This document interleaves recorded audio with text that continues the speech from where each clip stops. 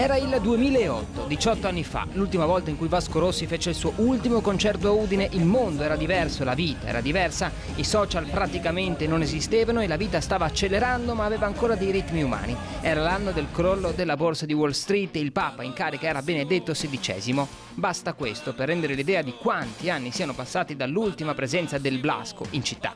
Un'attesa interrotta domenica 28 giugno 2026 con la prima delle due date previste a Udine, date che chiudono il Vasco Tour Live 2026.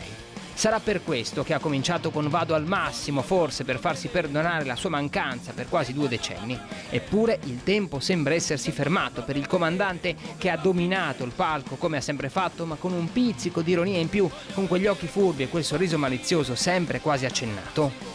Inizio puntualissimo alle 20:45 spaccate con un look rocchettaro come ci si aspettava, jeans, maglietta e chiodo in pelle sopra nonostante il gran caldo. Una scaletta che ha lasciato spazio a un mix di pezzi storici alternati ad altri più recenti nella prima ora per i 26.000 che hanno affollato il Blue Energy Stadium.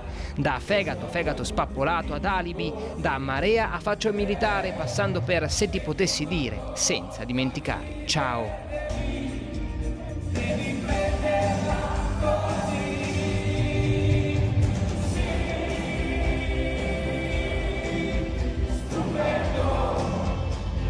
Non parla molto ai suoi concerti Vasco, ma stavolta ci ha tenuto a ringraziare Udine con un ben arrivati, bentornati, ben ritrovati.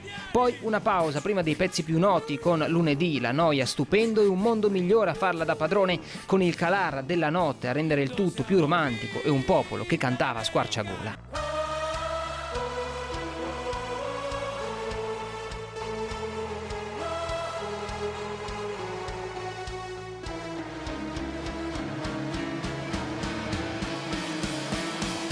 E poi il gran finale con Siamo solo noi, Rewind, Sally, Vita spericolata, canzone, questa volta cantata menzionando anche la strofa che di solito non cita, ovvero È stato splendido, come a voler ringraziare ancora una volta tutto il Friuli. E poi, come sempre, Alba Chiara a terminare il grande ritorno di Vasco a Udine. E sì, è stato davvero splendido.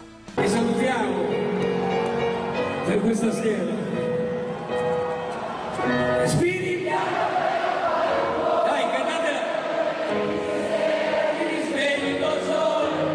Più forte!